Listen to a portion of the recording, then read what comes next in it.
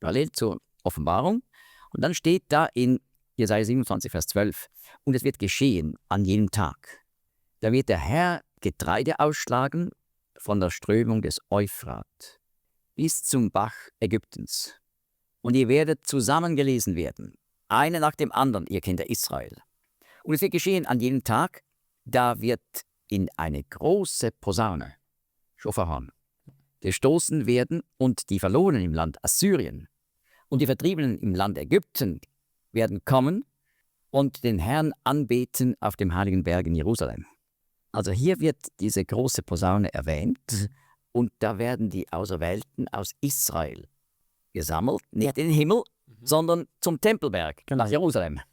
Und zwar wird hier speziell erwähnt von dem Bach Ägyptens her, das ist Larisch, wo heute ja ungefähr die Grenze durchgeht zwischen Ägypten und Israel. Die werden also aus Ägypten geholt, und Assyrien, das ist die Bezeichnung für Nordirak in der Bibel. Dort war das Zentrum von Assyrien, und die werden versammelt werden nach dem heiligen Berg in Jerusalem, zum Tempelberg. Ja.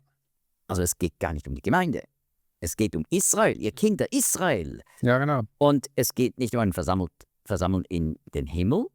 Und der Jesus nimmt das auf, diese große Posaune, und sagt, diese Auserwählten werden nicht nur aus Ägypten und aus Irak, sondern weltweit von den 4 Winden her werden die versammelt werden.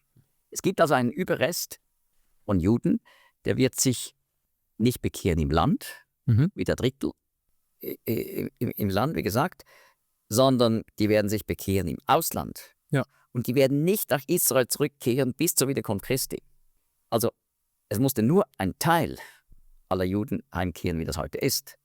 Die allerletzten werden erst nach der Wiederkunft kommen. Und die werden dann versammelt werden mit einer großen Posaune. Aber das ist nicht die Entrückung. Ja. Und damit muss man sagen, also das geht gar nicht mit der 7. Posaune, das ist nicht die Entrückung.